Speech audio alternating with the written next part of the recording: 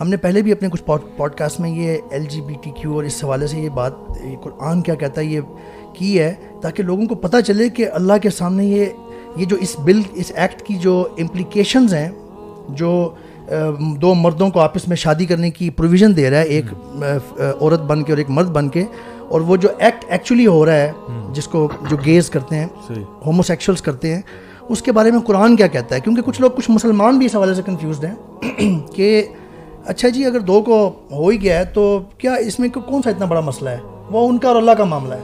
تو آپ ذرا پہلے یہ سن لیں، وہ یعنی کنفیوز کرتے ہیں کہ اسلام کا کوئی اس سے خاص جنگ نہیں ہے اگر دو مردوں کو بھی آپس میں کچھ ہو رہا ہے.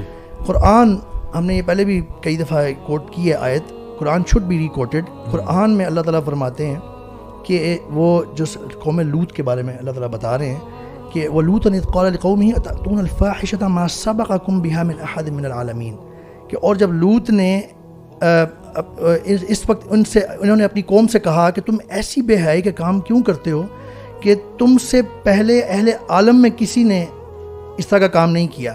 اللہ تعالیٰ آگے کوٹ کر کے بتا رہے ہیں إِنَّكُمْ لَتَأْتُونَ الرِّجَالَ شَهْوَةً مِّن دُونِ النِّسَاءِ. اللہ تعالیٰ نے یہ پورا کوٹ کر دیا ہے اس میں کہ جی یعنی خواہش نفسانی پورا کرنے کے لیے عورتوں کو چھوڑ کر تم لونڈوں یعنی لڑکوں پہ مردوں پہ گرتے ہو. اور پھر اللہ تعالیٰ نے آگے فرمایا بل انتم قوم مسرفون، بلکہ تم حد سے گزری ہوئی قوم ہو. تو اللہ تعالیٰ کی اللہ تعالیٰ یہ باتیں کر رہے ہیں ان کے بارے میں جو دو ہم جس پر. پھر اس آیت اس پیسج کے اینڈ پہ جو اللہ تعالیٰ نے عذاب کی ان کی بات کی. Before you say that thank you for bringing up this, کیونکہ یہ لوگ نا اکثر اس کو غلط ملت کر دیتے ہیں اور کہتے ہیں کہ قرآن بھی ایون نعوذ باللہ سپورٹ کرتا ہے اس چیز کو. This is for the general public who don't know کہ قرآن میں اللہ تعالیٰ کیا کہہ رہا ہے. ہوموسیکشوئل مسلم آرگنائزیشنز ہیں.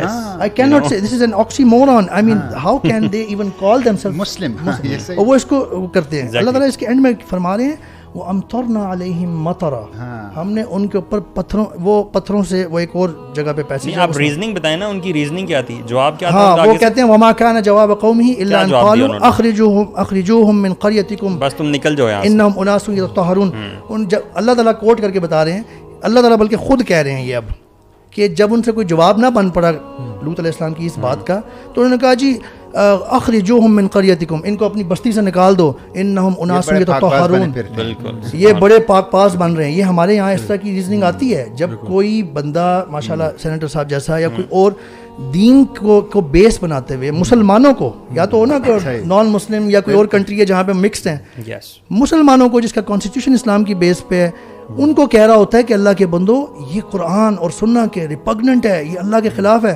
تو اکثر کمنٹ آتا ہے یہ بڑے پاک باز بنتے ہیں، بلکہ ان کی کوئی غلطی لا کے بتا رہے ہوتے ہیں کہ تم یوں کرتے تھے.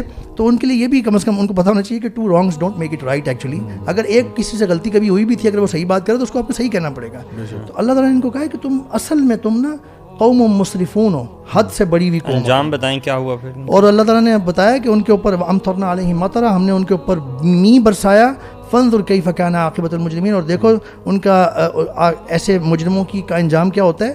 ایکچولی سورہ ایک اور جگہ پہ اللہ تعالیٰ نے فرمایا کہ اللہ نبی کریم صلی اللہ علیہ وسلم کی عمر کی قسم کھا کے لعمرک انہم لفی سکرتہم یعمہون. یہاں پہ ورڈز ایون سخت ہیں اللہ تعالیٰ کے.